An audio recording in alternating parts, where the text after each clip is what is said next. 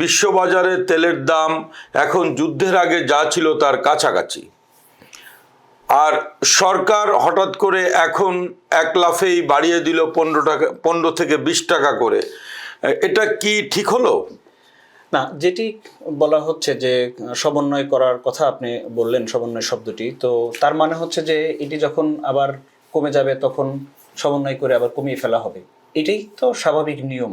তাই হওয়ার কথা। বিশ্বব্যাপী প্রচুর দেশ রয়েছে যারা আন্তর্জাতিক বাজারের যে দাম সেই দামের সাথে সমন্বয় করে বাড়ান এবং সমন্বয় করে কমান, কিন্তু বাংলাদেশে আমরা এটা দেখি যে কখনোই সেটি হয় না, মানে মানে একবার বেড়ে গেলে বাড়তেই থাকে। হ্যাঁ, এবং আপনি অবাক হবেন যে বাংলাদেশে একটি প্রতিষ্ঠান আছে বিইআরসি, তারা একটি শুনানি পর্যন্ত করে, সেই শুনানিতে গণশুনানি হয়, সেখানে ভোক্তার পক্ষে লোক থাকে, মানে ক্রেতার পক্ষে লোক থাকে, সরকারের পক্ষে যুক্তি তর্ক, এবং এটা দীর্ঘ সময় ধরে চলার পরে, এবং সেটি কিন্তু কমিশন তার যে গণশুনানি হলো সেই গণশুনানির ভিত্তিতে একটি রায় দেওয়া হয়।